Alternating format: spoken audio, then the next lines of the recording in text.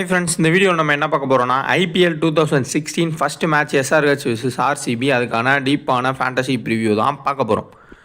மறக்காமல் இந்த சேனலை சப்ஸ்கிரைப் பண்ணிக்கோங்க. இந்த டெலகிராம் சேனலில் ஜாயின் பண்ணிக்கோங்க. வீடியோவை லைக் பண்ணிக்கோங்க.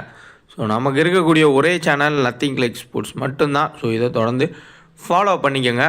ஃபுல் டீட்டெயில்ஸ் நம்ம பார்க்கலாம். ஸோ ஐபிஎல் 2026 ஸ்டார்ட் ஆகும் முன்னாடியே தெரியும் பிரச்சனை, பெய்டு கான்டெஸ்ட், அதுக்கப்புறம் பே ஃபார் ஃப்ரீ போயிட்டுருக்குன்னு 2-3 வீடியோ நான் ஆல்ரெடி போஸ்ட் பண்ணியிருப்பேன். அதில் கண்டிப்பாக ஒரு நல்ல அமௌண்ட் ப்ளே ஃபார் ஃப்ரீயில் கொடுப்பாங்க அப்படின்றது எதிர்பார்த்தது. ஆனால் இவ்வளோ பெரிய அமௌண்ட் கொடுப்பாங்கன்னு எதிர்பார்க்கல. ஏன்னா ட்ரீம் 11 கிட்டத்தட்ட 50 லட்சம் ப்ளே ஃபார் ஃப்ரீ கொடுக்குறாங்க ஒரு கான்டெஸ்ட்டில் மட்டும். மற்ற நிறையா கான்டெஸ்ட்லேயும் ஃபஸ்ட்டு 10 பேத்துக்கு இவ்வளோ அமௌண்ட் அப்படின்னு கொடுக்குறாங்க. ஸோ ஸ்கில்லு என்றைக்கு அழிய போகிறது இல்லை. ஸோ அதனால் கண்டிப்பாக ப்ளே ஃபார் ஃப்ரீயை நீங்கள் பயன்படுத்தி நல்லா வின்னுன்றது எடுக்கலாம். 40 டீம் வரையும் அலோவ் பண்ணியிருக்காங்கன்னு நினைக்கிறேன். அதனால் நல்லா யோசிச்சு பேட்டிங் ட்ராக்கா பவுலிங் ட்ராக்கான்னு தெரிஞ்சுக்கிட்டு ஒரு சில டீம்ஸும் கொஞ்சம் லக்கில் குத்துமதிப்பாக கொஞ்சம் டீம்ஸும் போட்டு வின் பண்ணுறதுக்கு ட்ரை பண்ணுங்கள். யாரோ ஒரு ஆள் வின் பண்ணால் பெட்டர் தான். அதே மாதிரி நிறைய பேத்துக்கு ஒரு சில டவுட் வரும். பெய்டு கான்டெஸ்ட் இல்லை, ப்ளே ஃபார் ஃப்ரீக்கே இவ்வளோ அமௌண்ட் கொடுத்தா அவங்களுக்கு எப்படி கட்டுப்படி ஆகணும், ஆடை வச்சு கொடுக்குறாங்கன்னு நான் சொல்லியிருக்கேன். பட் இவ்வளோ அமௌண்ட் கொடுக்குறாங்க அப்படின்னா நீங்கள் ஒன்றும் வருத்தப்படாதீங்க. முன்னாடி நம்மக்கிட்ட எவ்வளவோ சம்பாரிச்சிருப்பாங்க, அதை கொடுக்குறாங்க கூட நீங்கள் வச்சுக்கோங்க. எவ்வளோக்கு எவ்வளோ ஃப்ரீயாக கொடுக்குறாங்களோ பயன்படுத்திக்கோங்க. நல்ல டீமாக போடுங்க. வின் பண்ணால் அமௌண்ட்டே இல்லாமல் நீங்கள் எந்த அமௌண்ட்டு போடாமல் உங்களுக்கு ப்ரைஸ்ன்றது கிடைக்குதுன்னா லாபம் தான். அதை யூஸ் பண்ணிக்கோங்க. ஸோ வீடியோ லைக் பண்ணிக்கங்க, இந்த சேனலை சப்ஸ்கிரைப் பண்ணிக்கோங்க. தொடர்ந்து எல்லா மேட்சஸ்க்கும் நம்ம ஃபேண்டசி ப்ரிவ்யூ பார்ப்போம். என்னால் முடிஞ்ச அளவுக்கு எல்லா ஸ்டாட்ஸு அனலைஸ் என்னோடய ஃபார்மேட்டில், பழைய ஃபார்மேட்டில் எப்பயும் போல் பல வருடங்கள் கொடுத்த மாதிரியே இதுலேயும் கொடுக்குறேன். நீங்கள் உங்களுக்கு புரிஞ்ச அளவுக்கு எடுத்துக்கிட்டு மீதியை கொஞ்சம் உங்களோட ஐடியாஸும் இன்புட் போட்டு ட்ரை பண்ணுங்கள். உறுதியாக ப்ளே ஃபார் ஃப்ரீயில் அந்த கிராண்ட் லீக்ஸில் வின் பண்ணலாம். மற்ற அப்டேட்ஸ் எல்லாத்துக்கும் நம்ம டெலகிராம் சேனலில் ஜாயின் பண்ணிக்கோங்க. வாங்க வீடியோக்குள்ளே போகலாம். SRH vs RCB full details பார்த்துடலாம். IPL 2026 so fantasy preview first match SRH vs RCB. So RCB டீமே எடுத்துக்கிட்டோன்னா லாஸ்ட் டைம் ஜெயித்தாங்க. இப்போ அவங்களுக்கு மைனஸ்ன்னு பார்த்தோம்னா ஹேசல்வுட் இல்லை, கொஞ்சம் அது ப்ராப்ளமாக இருக்கும். எஸ்டேயால் ஆட முடியாது. காரணம் என்னன்றது உங்களுக்கே தெரியும். அதேமாதிரி எஸ்ஆர்ஹெச்சில் மைனஸ் பார்த்தா பேட் கமின்ஸ் கிடையாது. என்ன தான் பேட் கமின்ஸ் ரன்ஸை வாரி வழங்கினாலும் சம்டைம்ஸில் பேட்டிங்ஸ்லேயும் கீழே பேட்டிங்லேயும் நல்லா ஆடி கொடுப்பாரு. கேப்டன்ஷிப் நல்லாவே பண்ணுவார். ஏதோ ஒன்று பண்ணி எப்படியோ ஒரு விக்கெட் எடுப்பார். நல்லா இன்ட்ரெஸ்டிங்காக இருக்கும். பேட் கமின்ஸ் இருக்குது, பட் அவரும் இல்லை ஸ்டார்டிங் ஸ்டேஜில். இதுதான் அந்த 2 டீமுக்கான அப்டேட்டு. பெரிய மாற்றங்கள்னு பார்த்தோம்னா தேவ்தேவ் படிக்கல், வெங்கடேஷ் ஐயர் அந்த இடத்துல மாறலாம். லியாம் லிவிங்ஸ்டன் எஸ்ஆர்ஹெச்சில் உள்ளே வந்திருக்கிறதுனால அந்த இடத்துல கொஞ்சம் மாற்றங்கள்ன்றது வரலாம். First match 2026 March 28 7:30 Chinnasamy stadium பெங்களூரில் தான் மேட்ச் நடத்துகிறாங்க. ஸோ பெங்களூரில் கடைசியாக நடந்த ஒரு பிரச்சனைனால எந்த மேட்ச்சுமே பெரிய அளவில் நடக்கலை. பெரிய மேட்ச் எதுவுமே இந்த ஒரு வருஷத்தில் நடக்கவே கிடையாது. கடைசியாக நடந்தது நம்ம ஆர்சிபி ஆடின மேட்சஸ் மட்டும்தான். அதை வச்சு நம்ம பிச் ரிப்போர்ட் கெஸ் பண்ணலாம். காரணம் என்னென்னா ஐபிஎல் ஃபுல்லாமே நல்லா ஃப்ளாட் ட்ராக்காக தான் கொடுக்க போகிறாங்க. டைல்ஸ் மாதிரி இருக்கக்கூடிய ட்ராக்கை தான் கொடுக்க போகிறாங்க. 250 ரன் 270 ரன் அடிக்கிற மாதிரி ஜாலியாக என்ஜாய் பண்ணுற மாதிரி தான் செட் பண்ணுறாங்க மோஸ்ட்லி. அப்படின்ற மாதிரி உங்களுக்கு கிளியராக தெரிஞ்சிருச்சு. பிச் ரிப்போர்ட்டில் டிவியில் பார்க்குறீங்க, பிச் ரிப்போர்ட் கொடுத்துட்டாங்க. ஏன்னா எல்லா லாங்குவேஜ்லையுமே கொடுப்பாங்க. அதுலேயும் அவங்க சொல்லிடுவாங்க க்ளீன் பேட்டிங் ட்ராக்கு, பாட்டா விக்கெட் அந்த மாதிரி சொல்லுவாங்க. அப்படின்னா புரிஞ்சுக்கிட்டு அதிகமான பேட்டர்ஸை செட் பண்ணிடுங்க. இல்லை கொஞ்சம் இதில் செகண்ட் இன்னிங்ஸில் ஸ்பின் இருக்கும், ஸ்பின்னர்ஸ் ஹெல்ப் இருக்கும், கொஞ்சம் பால் நின்று வரும் அப்படின்ற மாதிரி டைலாக் விட்டாங்கன்னா புரிஞ்சுக்கோங்க கொஞ்சம் பவுலர்ஸ்க்கு ஹெல்ப் பண்ணுறது இருக்கும்னு. ஸோ நல்லா பிச் ரிப்போர்ட்டை ரீட் பண்ணுங்கள். பிச் ரிப்போர்ட் தான் இந்த ஐபிஎலுக்கு முக்கியமாக இருக்கும். ஏன்னா இது இன்டர்நேஷ்னல் மேட்ச் கிடையாது, ஐபிஎல். ஸோ எந்த அளவுக்கு என்டர்டெயின்மெண்ட் பண்ண முடியுமோ அந்த அளவுக்கு என்டர்டெயின்மெண்ட் பண்ணணுன்னு தான் பார்ப்பாங்க. ஸோ அதை புரிஞ்சுக்கிட்டு டீம்ன்றதை செட் பண்ணிக்கோங்க. ஹெட் டு ஹெட்டில் 25 முறை ப்ளே பண்ணியிருக்காங்க. அதில் 11 முறை பெங்களூரும், ஹைதராபாத் 13 முறையும். ஸோ பெங்களூரு அது வரமாட்டேது, அதனால் பெங்களூர் சொல்கிறேன். ஸோ ஆர்சிபி 11, எஸ்ஆர்ஹெச் 13 வெற்றி பெற்றிருக்காங்க. ஓவரால் நம்ம பெங்களூரு அங்கே இருக்கக்கூடிய பிச் ரிப்போர்ட் பார்த்தா 200 தான். அதில் எந்த டவுட்டும் கிடையாது. பேட்டிங் ஃப்ரெண்ட்லி தான், பவர் ஹிட்டருக்கு தான். இப்போன்னு கிடையாது, இப்போ modern day cricket Abhishek Sharma அடிக்கிறாரு ஊன்னு நம்ம பேசுகிறோம். ஆனால் நீங்கள் நல்லா யோசிச்சு பாருங்கள், ஆர்சிபியில் கிறிஸ் கெயில் இருந்தப்போ என்ன நடக்கும் அப்படின்னு. ஈஸியாக அடிப்பார் கிறிஸ் கெயில். என்ன தான் அபிஷேக் சர்மா, இஷான் கிஷான் ரொம்ப பேட்டாக ஸ்பீடாக விட்டு அடித்தாலும் கிறிஸ் கெயில் லைட்டாக இப்படி தொட்டு விடுவார், ஸ்ட்ரைட்டில் எங்கேயோ 6 போகும். அந்த அளவுக்கு சின்னசாமி ஸ்டேடியம் ஃபேமஸான ஒரு கிரவுண்டு 6 கிட்டிங்க்கு. இப்போ இங்கேயும் உங்களுக்கு இஷான் கிஷான், ஹென்ரி கிளாசன், அபிஷேக் சர்மா, அடுத்ததாக ட்ரைவஸ் ஹெட்டு, ஸோ டிராவிஸ் ஹெட்டு, அதுக்கப்புறம் விராட் கோலி, பிளிப்சால்ட்டு, லியாம் லிவிங்ஸ்டன் சொல்லிட்டே போகலாம். நிறைய ஹிட்டர்ஸ் இருக்காங்க. கண்டிப்பாக க்ளீன் பேட்டிங் ட்ராக்காக இருந்தால் ஒரு 230+ எதிர்பார்க்கலாம். சேசிங்கும் கிட்டத்தட்ட வரலாம், பட் க்ளோஸ் மேட்சாக போகிறதுக்கான சான்ஸ் இருக்கும். 2 பக்கமே நல்ல பேட்டிங் இருக்காங்க. பவுலிங் ஓரளவுக்கு மீடியமாக இருக்காங்கன்னு தான் நம்ம சொல்லணும். ஏன்னா கீ 2 பவுலர் வந்து இல்லை ஆர்சிபியில். ஹேசல்வுட், எஸ்தேல் லாஸ்ட் சீசன் சூப்பராக பவுல் பண்ணால் 2 பேருமே கிடையாது. உங்களுக்கு இந்த சைடில் பேட் கமின்ஸ் கிடையாது. ஸோ அதனால் கொஞ்சம் பிரச்சனையாக வந்து பவுலிங் யூனிட்டுக்கு இருக்கும். இப்போ நம்ம பார்க்குற ஸ்கோர் கார்டு பார்த்திங்கன்னா, இதே கிரவுண்டில் கடைசியாக நடந்த மேட்சஸ் இதுதான் பெரிய மேட்சஸ். சின்னசாமி ஸ்டேடியமில் நடந்த பெரிய மேட்சஸ் இந்த ஆர்சிபி ஆன ஐபிஎல் மேட்சஸ் தான். இதில் ஆர்சிபி 70 விராட் கோலி 70, இன்னொரு மேட்ச்லேயே 62, ஜேக்கப் பெத்தல் ஒரு மேட்ச்சில் ஆடினார்னு நினைக்கிறேன், நல்லா ஆடிருந்தார். Romario shepherd 53. ஸோ பார்த்துக்கங்க எந்தளவுக்கு பேட்டிங் அடிச்சிருக்காங்கன்னு. பவுலர்ஸ் அந்த குவாலிட்டியாக லைனில் லென்த்தை போடுறவங்களுக்கு மீடியம் பேஸருக்கு ஹெல்ப் கிடச்சிருக்கு. ஸ்பின்னருக்கு பெரிய அளவில் ஹெல்ப் பண்ணுறதே இல்லை. 205 இங்கே ராஜஸ்தான் ராயல்ஸ் வந்து 194, சென்னை சூப்பர் கிங்ஸ் 211, அங்கே ஆர்சிபி 213. ஸோ லக்குமே போன டைம் நல்லாவே வேலை பார்த்துச்சு ஆர்சிபிக்கு, அதையும் நம்ம சொல்லணும். க்ளோஸ் மேட்சஸ்லாம் வந்து வின் பண்ணாங்க. எந்த டீம் க்ளோஸ் மேட்சஸ் பெரிய டோர்னமெண்ட்டில் ஜெயிச்சிட்டே வராங்க, அந்த லக்கு யார் பக்கம் இருக்கோ அவங்க தான் கப் அடிப்பாங்க.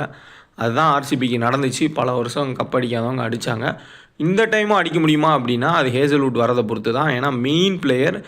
இன்னொன்று பிளிப்சால்ட்டு ஃபார்ம்லேயே கிடையாது. இப்போ தேவ்தேவ் படிக்கலாம், வெங்கடேஷ் ஐயரன் குழப்பத்தில் இருக்காங்க. ரஜத் பட்டிதாரும் பெரிய அளவில் ஃபார்மில் இல்லை. அதனால் கொஞ்சம் இந்த டைம் ஆர்சிபி கஷ்டப்படலாம். ஸோ பார்ப்போம் என்ன நடக்குது அப்படின்றத. ஸோ இது வந்து கடைசியாக இங்கே நடந்த மேட்சுக்கான score card, just score card analyse தான். இப்போது நம்ம பிளேயிங்கில் ஒன்று வந்து பார்ப்போம்.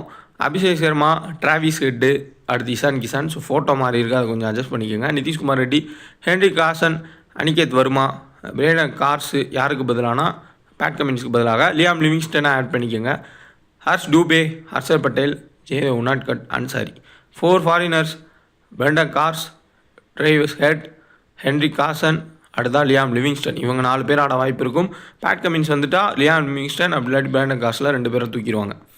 டெத் பவுலிங்னு எடுத்துக்கிட்டோம்னா பிரேடன் கார்ஸ், அதுக்கப்புறமா ஹர்ஷல் பட்டேல் பவுல் பண்ணலாம், இல்லை உன்னாட்கட்டும் கம்பைன் பண்ணி பவுல் பண்ணலாம். இனிஷியல் ஸ்பெல்லில் பிளிப்சால்ட்டும் விராட் கோலி ஆரம்பிக்கிறதுனால மேபி ஹர்ஷ் டூபேக்கு ஒரு சில ஓவர்ஸ் வந்து கொடுக்கறதுக்கான வாய்ப்புகள்ன்றது இருக்கும்.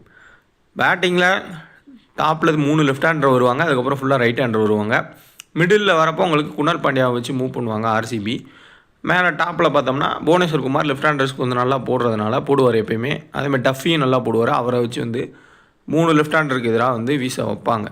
ரொம்ப ஃப்ளாட் ட்ராக்காக இருந்தால் பொழந்துருவாங்க உறுதியாக, அதில் எந்த டவுட்டும் கிடையாது. சப்போஸ் கொஞ்சம் நியூட்ரலாக கொஞ்சம் பால் மூவ் ஆகும் அப்படி இப்படின்னா, ஏன்னா ஆர்சிபி சப்போஸ் ரொம்ப ஃப்ளாட்டாக கொடுத்தா இந்த டீம் பயங்கரமான டீம் எஸ்ஆர்ஹெச். ஸோ அதனால் நம்ம அட்வான்டேஜை பயன்படுத்திக்கிட்டு கொஞ்சம் ஸ்விங் பண்ணுவோம், ஸ்விங் விக்கெட்டு கொடுப்போம் இனிஷியல் ஸ்டேஜில்னு யோசிச்சாங்கன்னா புவனேஸ்வர் குமாருக்கு ஹெல்ப் பண்ணுறது இருக்கும். இந்த டாப்பில் இருக்கக்கூடிய 3 லெஃப்ட் ஹேண்டர் யாராவது ஒரு ஆள் வந்து சொதப்புறதுக்கான சான்ஸ் இருக்கும். ஸோ இந்த டீமில் உங்களுக்கு டிஃபரன்ஷியல் ஆப்ஷன்னா நிதிஷ்குமார் ரெட்டியும் பிரேடன் கார்ஸும் ஓரளவுக்கு டிஃபரன்ஷியல் பிக்கு. ஹர்ஷர் பட்டேல் ஹர்ஷ் டூபே என்ன தான் வந்து பவுல் பண்ணாலும் ஒரு விக்கெட் வரையும் எடுக்கலாம். பேட்டிங்கும் கொடுப்பாங்களா, அந்தளவுக்கு சான்ஸ் கிடைக்குமான்னு தெரில. டெத்தில் ஹர்ஷர் பட்டேல் தான் வந்து உறுதியாக பவுல் பண்ணுவார். Harshal Patel minimum 1 or 2 wickets வந்து எடுத்துருவார். ஐபிஎலுக்குனே ஸ்டாண்டர்டாக இருக்கக்கூடிய பிளேயர் தான் வந்து Harshal Patel. Heinrich Klaasen first or second important pick தான், நல்ல பேட்டிங் ட்ராக்ஸில் உறுதியான ஒரு பிக்கு. பட் நிதிஷ்குமார் ரெட்டியை முன்னாடி அனுப்பி ஹென்ரிக் காசனை பின்னாடி அனுப்புனாங்கன்னா கஷ்டம். சப்போஸ் இந்த 3 பேர் போட்டோம் 4வது ஹென்ரிக் காசனும் வரட்டும் அப்படின்னு அனுப்பிச்சாங்க அப்படின்னா பயங்கரமான ஒரு டீமாக இருக்கும். ஆர்சிபியில் உங்களுக்கு பிளிப்சால் ஃபார்ம்லேயே கிடையாது. விராட் கோலி நல்ல ஃபார்மில் இருக்கார். வெங்கடேஷ் ஐயர் அப்படி இப்படி ஃபார்ம் தான். ரஜத் பட்டிதாரும் சேம். ஜிதேஷ் சர்மாவும் இந்தியன் டீமில் தூக்கி விட்டாங்க. அதேமாதிரி செப்பர்டு டீசெண்டான ஒரு பிக்கு. உங்களுக்கு பேட்டிங் ப்ளஸ் பவுலிங் 2ல் ஏதோ ஒன்றில் கான்ட்ரிபியூட் பண்ணுறாரு. குணால் பாண்டியா மிடில் ஓவர்ஸில் வந்து ரொட்டேட் பண்ணுவார். சேம் டைம் லெஃப்ட் ஹேண்டர் தேவைப்பட்டால் குணால் பாண்டியாவுக்கு ப்ரொமோஷன் கொடுத்து மேலேயுமே அனுப்புவாங்க. டிம் டேவிட்டு இன்ஜுரிக்கு அப்புறம் வராரு. எந்த அளவுக்கு ஆடுவாருன்றதை நம்ம வெயிட் பண்ணி தான் பார்க்கணும். ரிஷிக் சலாம் அப்படி இல்லாட்டி மங்கேஷ் யாதவ்னு ஒருத்தர் வந்து ஆடுறதுக்கு சான்ஸ் இருக்கும். புவனேஸ்வர் குமார், டஃபி, அதுக்கப்புறம் சுயாஸ் சர்மா. மோஸ்ட்லி இதான் வந்து இவங்களோட பிளேயிங் லோனாக இருக்கும். தேவ்தேவ் படிக்கல், வெங்கடேஷ் ஐயர் யாராவது ஒரு ஆள் வந்து ஆடலாம் இம்பேக்ட் பிளேயராக மாறி செகண்ட் பேட்டிங்னா அதை பார்த்துக்கலாம். ஸோ பெஸ்ட்டு கேப்டன் சைஸில் விராட் கோலி, செப்பர்டு நான் சொல்லுவேன். அதிகபட்சம் போனால் உங்களுக்கு புவனேஸ்வர் குமார்னு போகலாம். இந்த சைட் சேஃப் கேப்டனில் கண்டிப்பாக இசான் கிசான் நல்ல ஃபார்மில் இருக்கார். ஹென்ரிக் காசன் வந்து உங்களுக்கு டபுள் ஆப்ஷன். எப்படின்னா கீப்பிங்கில் நல்ல பாயிண்ட்ஸ் வந்து அவருக்கு கிடைக்கும். அதேமாதிரி பிரேடன் கார்ஸு அவருமே வந்து உங்களுக்கு ஃபஸ்ட் பவுல் பண்ணால் நல்ல ஆப்ஷன் தான். ஒரு விக்கெட் மினிமம் எடுப்பார். பேட்டிங் கிடச்சாலும் 2-3 6 அடிக்க முடியும். ஆனால் கன்சிஸ்டன்ட் பிளேயர் கிடையாது. ஏதோ ஒரு இந்த ஜிம்மி நீச மாதிரி ஒரு பிளேயர் நம்ம வந்து எடுத்துக்கலாம். எப்படியோ குத்து மதிப்பாக விக்கெட் எடுத்துருவார், பேட்டிங் வந்தால் கொஞ்சம் ஆட முடியும். ஓரளவுக்கு டீசனான ஒரு பிக்கு. ஸோ ஓவரால் உங்களுக்கு டிஃபரன்ஷியல் ஆப்ஷன்ஸில் கண்டிப்பாக விக்கெட் கீப்பிங்கில் ஹென்ரி கிளாசனுக்கு பதிலாக தேவைப்பட்டால் ஜிதேஷ் சர்மா ட்ரை பண்ணுங்கள். அதே மாதிரி சுயா சர்மா செகண்ட் இம்பேக்டாக வராருன்னா அவரை ட்ரை பண்ணுங்கள். கண்டிப்பாக அவர் எல்லா மேட்ச்லையுமே அதிக ரன்ஸ் போயிட்டு அவர் அடிக்க போய் அவருக்கு விக்கெட் கொடுப்பாங்க. சேம் டைம் உங்களுக்கு இந்த சைடில் எஸ்ஆர்ஹெச்சில் ஒரு டிஃபரன்ஷியல் ஆப்ஷன் நம்ம வந்து பார்த்தோம்னா அனிகேத் வர்மா பார்க்கலாம். ஏன்னா நல்ல பேட்டிங் ட்ராக் இருக்க போய் தான் போன சீசனில் இந்த விப்ராஜினிகம், அதுக்கப்புறமா அசுட்டோஷ் சர்மா, செசான் சிங்குன்னு இந்த மிடில் வரக்கூடிய பிளேயர்லாம் ஃபேமஸ் ஆனது காரணமே நல்ல batting track. So clean batting ட்ராப்போ ஹிட்டருக்கு நல்ல அட்வான்டேஜ் இருந்தால் அவங்களாம் அடிச்சு ஃபேமஸ் ஆனாங்க. அதே மாதிரி தான் அனிகேத் வர்மாவும் ஃபேமஸாக வந்த பிளே. ஸோ சேம் டைம் மீண்டும் நல்ல பேட்டிங் ட்ராக்காக இருந்துச்சுன்னா அதிகபட்சம் பேட்டரை ஃபுல்லாக எடுத்துக்கோங்க. எடுத்து மாற்றி கேப்டன் வைஸ் கேப்டன் கொடுத்து உங்கள் டீமை செட் பண்ணுங்கள். கண்டிப்பாக நம்ம வின் பண்ண முடியும். சப்போஸ் ஆர்சிபி அவங்க அட்வான்டேஜ் பயன்படுத்தணும், இந்த டீமுக்கு எதிராக பயங்கரமான ஃப்ளாட் ட்ராக் கொடுத்தா பிரச்சனை ஆயிரும்னு நினச்சாங்க அப்படின்னா கொஞ்சம் ஸ்விங்கார மாதிரி செட் பண்ணால் அதுக்கேற்ற மாதிரி டஃபி, புவனேஸ்வர் குமார் ஓரளவுக்கு நல்லாவே வீசுவாங்க இனிஷியல் ஸ்பெல். அப்போ இந்த சைடில் டிராவிஸ் ஹெட்டு, அபிஷேக் சர்மாலாம் கொஞ்சம் தடுமாறதுக்கான சான்ஸ் இருக்கும். அதை யோசிச்சு பிக் பண்ணிக்கலாம். அப்படி டாப் ஆர்டர் காலி ஆகிறாங்க அப்படின்ற மாதிரி நீங்கள் டீம் செட் பண்ணிங்கன்னா புவனேஸ்வர் குமார், டஃபிக்கு ஒரு முக்கியத்துவம் கொடுத்துட்டு இங்கே டாப்பில் கொஞ்சம் ரிமூவ் பண்ணி கூட பிளேயர் எடுத்து மிடில் ஆர்டரில் இருக்கக்கூடிய அனிகேத் வர்மா, நிதிஷ்குமார் ரெட்டி, ஹென்ரி கிளாசன், வேடங்காசு, ஹர்ஷ் டூபே கூட வந்து நீங்கள் இம்பார்ட்டன்ஸ் வந்து கொடுத்து மூவ் பண்ணலாம். அதே மாதிரி இங்கே உங்களுக்கு ஃப்ளிப்சால்ட் ஃபார்ம்லே இல்லை அவுட் ஆவார்னு தோணுச்சுன்னா டீம் டேவிட் அவருக்கு பதிலாக ரீப்ளேஸ் பண்ணி லோ பர்சன்டேஜ் பிளேயர் எடுத்துக்கோங்க. மினிமம் 2-3 பிளேயர் 20% 30% எடுத்த பிளேயர்ஸை எடுத்திங்கனாலே போதும். ப்ளே ஃபார் ஃப்ரீ கொஞ்சம் கஷ்டமாக தான் இருக்கும். நிறையா பேர் நிறையா டீம் போட்டு வருவாங்க, கொஞ்சம் லக்கும் தேவைப்படும். அதனால் கண்ணை மூடிட்டு ஒரு சில டீமும் எடுத்து போட்டு விடுங்க.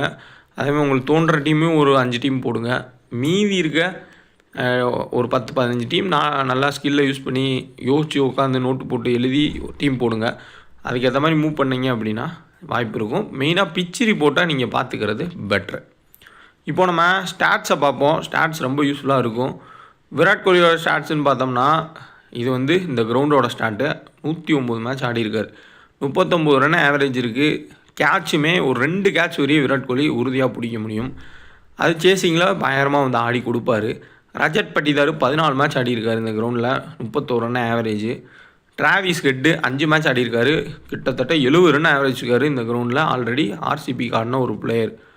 குன்னல் பாண்டியா 16 மேட்ச்சு, அதில் 171 ரன் அடிச்சிருக்காரு. டிம் டேவிட் 7 மேட்ச்சில் 41 ரன் அவரோட சராசரி, சூப்பரான ஒரு average. Devdutt Padikkal 21 run average. Jitesh Sharma 19 run average. But wicket கீப்பிங்கில் கொஞ்சம் பாயிண்ட்ஸ் கிடைக்கும். 2-3 சிக்ஸ் அடிப்பார். அவர் பேட்டிங்கே வந்து சும்மா ஸ்ட்ரீட் கிரிக்கெட் மாதிரி தான் இருக்கும். ஆனால் அவர் சூரியவன்சியே ப்ரொஃபஷனல் கிரிக்கெட் கிடையாது அப்படின்னு சொல்லியிருக்காரு. இதுதான் மிகப்பெரிய ஒரு comedy. Phil Salt 22 run average. Venkatesh இப்போ ரீசன்ட் ஃபார்ம் சுத்தமாக இல்லை. Venkatesh Iyer 32 run average. Liam Livingstone 22. Henry Klaasen 36 run average இந்த கிரவுண்டில் நல்லா ஆடிருக்காரு. Same time wicket keeping advantage இருக்கும். ஜாக்கப் பத்தல் அந்த ஒரு மேட்ச் ஆடினது பார்த்துருப்போம் நம்ம லாஸ்ட் சீசனில். ஈசான் கிஷனோட ஆவரேஜ் பார்த்துக்கோங்க, 10 ரன் தான் அந்த கிரவுண்டில் அடிச்சிருக்காரு அவரோட சராசரியவும். இதை நோட் பண்ண வேண்டியது. அபிஷேக் சர்மா 34. ஸோ இந்த சராசரின்றது ரொம்ப முக்கியம். ஸோ பார்ப்போம் ஈசான் கிஷன் இதில் ஒர்க் ஆகுதா என்ன ஆகுது அப்படின்றத. ஹர்ஷர் பட்டேல் முக்கியமான ஒரு பிளேயர், ஆர்சிபிக்கு நல்லா பவுல் பண்ணி இந்த கிரவுண்டில் சூப்பர் விக்கெட்ஸ் எடுத்துகிட்டு இருந்து இந்தியன் டீமுக்குள்ளே போன ஒரு பிளேயரு. அதுக்கப்புறம் எஸ்ஆர்ஹெச் போனார். ஹர்ஷர் பட்டேல் 21 விக்கெட்டு, புவனேஸ்வர் குமார் 20 விக்கெட்டு, எஸ்டேஆல் ஆட மாட்டார். Unadkat 13 wicket, Suyash Sharma 5 wicket, Krunal Pandya 5 wicket 4 மேட்ச்சில். வெங்கடேஷ் ஐயர் 3 விக்கெட் எடுத்திருக்காரு. பட் ஆனால் பவுலிங் தரமாட்டாங்க. சுப்னில் சிங்கு 3 மேட்ச்சில் 1 விக்கெட். ஸோ இதில் நம்ம நோட் பண்ண வேண்டியது ஹென்ரி கிளாசனோட 3 மேட்ச்சுக்கு 36 ரன் சராசரி. அடுத்ததாக வந்து டிம் டேவிட் 41 ரன்னு, டிராவிஸ் ஹெட்டோட ஆவரேஜ், அதுக்கப்புறம் இசான் கிஷனோட ஆவரேஜை நோட் பண்ணிக்கோங்க. இந்த கிரவுண்டோட ஸ்டாட்ஸ் இது. அடுத்து நம்ம ஹெட் டு ஹெட் ஸ்டாட் பார்ப்போம். இதுலேயும் விராட் கோலி 36 ரன் சராசரி, ஹென்ரி கிளாசன் 50 ரன் சராசரி, அபிஷேக் சர்மா 20 ரன் தான் அவரோட ஆவரேஜ், டிராவிஸ் ஹெட்டு 37. ஸோ அப்போது Virat Kohli, Travis head, Henry Klaasen 3 பேரோட ஸ்டார்ட்டுமே பக்கா. தேவ்தேவ் படிக்கல் ஓகே, ரஜத் படிதாரும் ஓகே. இசான் கிஷன் ஒரு மேட்ச் ஆடினார் 94, ஃப்ளிப்சால்ட்டா 62, அனிகேத் வர்மா 23. ஸோ போன சீசனில் ஒரு மேட்ச் தான் ஆடிருந்தாங்க, பார்த்துருப்பீங்க, ஆர்சிபியும் எஸ்ஆர்ஹெச்சும். அடுத்ததாக பார்த்தோம்னா நிதிஷ்குமார் ரெட்டி 8. சுத்தமாக அவர் போன சீசன் ஃபார்ம்லேயே இல்லை, இப்போ வரையும் அவர் ஃபார்முக்கு திரும்பவும் இல்லை. புவனேஸ்வர் குமார் மீண்டும் சூப்பர், அதுக்கப்புறம் ஹர்ஷர் பட்டேல் மீண்டும் சூப்பர். ஸோ இதில் கால்குலேட் பண்ணாலே நல்ல ஆப்ஷன்ஸில் உங்களுக்கு விராட் கோலி, அதுக்கப்புறம் Henry Klaasen, next Travis head, அதுக்கப்புறமா புவனேஸ்வர் குமார், ஹர்ஷர் பட்டேல் இவங்களாம் வந்து நல்ல ஒரு ஆப்ஷன்ஸாக தெரியுறாங்க. ஏன்னா ஈக்குவலாக அந்த ஹெட் டு ஹெட் அதுக்கப்புறமா வென்யூ 2 ஸ்டாட்டுமே வந்து பொருத்தமாக இருக்குது. ஸோ நல்லாவே வந்து பெர்ஃபார்மன்ஸ் பண்ணியிருக்காங்க. அதை யோசிச்சுக்கோங்க. இது ஜஸ்ட் ஒரு மாடல் டீம் தான். நீங்கள் டிஃப்ரெண்ட் காம்பினேஷன் செட் பண்ணுங்கள். பேட்டிங் பவுலிங் எப்படி இருக்குது, பிச் ரிப்போர்ட் எல்லாமே பார்த்து செட் பண்ணிக்கோங்க. இஷான் கிஷன், ரஜத் படிதார் கொடுத்துருக்கேன். ஆனால் ஸ்டாட்ஸ் வைஸாக 2 பேர்த்துக்குமே 2மே சரியில்லை. ரஜத் படிதார் கூட ஓகே. உங்களுக்கு ஸ்டாட்ஸ் வைஸாக பக்காவாக போகணுன்னா முன்னாடி ஸ்டாட்ஸ் இருக்குது, அதை பார்த்துக்கோங்க. Virat Kohli, Henrik Rasan, Travis head இந்த மாதிரி போகிறது பெட்டராக இருக்கும். சேம் டைம் நீ பவுலிங் டீமு பேட்டிங் டீமும் மாற்றி எடுத்துக்கோங்க. இல்லை ஸ்டாட்ஸு இதெல்லாம் வேணாம் ப்ரோ, நல்ல பேட்டிங் ட்ராக்கு, எல்லா பேட்டர்ஸ் அடிக்க முடியும் அப்படின்னு உங்களுக்கு தெரியுது, பிச் ரிப்போர்ட் அப்படி கொடுத்துருக்காங்க அப்படின்னா பவுலர்ஸை குறைச்சி இருக்க எல்லா பேட்டர்ஸையும் எடுத்து வச்சுக்கோங்க. டிஃப்ரெண்ட் காம்பினேஷன்ஸில் ட்ரை பண்ணுங்கள். ஜஸ்ட் ஒரு டெமோ மாடலாக நீங்கள் எடுத்துக்கோங்க. இது சும்மா உங்களுக்கு ஷோ பண்ணுறேன். இது எல்லாமே போன சீசனில் ஒரு மேட்ச் ஆடினாங்க, அதுக்கு முன்னாடி ஆடின ஒரு மேட்ச்சை சும்மா வந்து உங்களுக்கு ஷோ பண்ணுறேன். ஹெட் டு ஹெட்டில் எப்படி ஆடிருக்காங்க பார்த்துக்கோங்க. நிறையா பிளேயர்ஸ் வந்து மாறி இருக்காங்க. ஜஸ்ட்டு உங்களுக்கு ஷோ பண்ணுறேன். உனாட்கட்டு 3 விக்கெட்டு, அதுக்கப்புறம் அந்த சைடில் அபிஷேக் சர்மா, பேட் கமின்ஸு, விராட் கோலி, ரஜத் படிதார். இஷான் கிஷன் 94 அடித்தார் போன season. Abhishek Sharma 34, Aniket Verma 26, Shepherd 2 wicket, Phil Salt 62, Virat Kohli 43, Pat Cummins 3 wicket, Eshan Malinga 2 wicket. So Pat கார்ஸா இல்லை ஈசான் மலிங்கான்றதையும் கொஞ்சம் நோட் பண்ணிக்கோங்க. முடிஞ்ச அளவுக்கு ஸ்டாட்ஸு எல்லாமே கொடுத்துருக்கேன். என்னோட ஐடியா சொல்லியிருக்கேன். ப்ளே ஃபார் ஃப்ரீயை ட்ரை பண்ணுங்கள். பெரிய ஆப்ஸில் நல்லா அமௌண்ட் தராங்க. அமௌண்ட்டை எல்லாம் வின் பண்ணுங்கள். மறக்காமல் நம்ம சேனலை சப்ஸ்கிரைப் பண்ணிக்கோங்க. டெலகிராம் சேனலில் ஜாயின் பண்ணிக்கோங்க. டிஸ்கிரிப்ஷனில் லிங்க் இருக்குது. தொடர்ந்து சப்போர்ட் பண்ணுங்கள். வீடியோவை லைக் பண்ணுங்கள். எல்லா மேட்சஸுக்கும் முடிஞ்ச அளவுக்கு எல்லாமே பழைய மாதிரி வந்துகிட்டே இருக்கும். ஸோ இந்த சேனலை ஃபாலோ பண்ணிக்கோங்க. நமக்கு இருக்க ஒரே சேனல் இந்த சேனல் மட்டுமே. இதுக்கான டெலகிராம் சேனல் டிஸ்கிரிப்ஷனில் இருக்குது. ஃபாலோ பண்ணிக்கோங்க. கிளிக்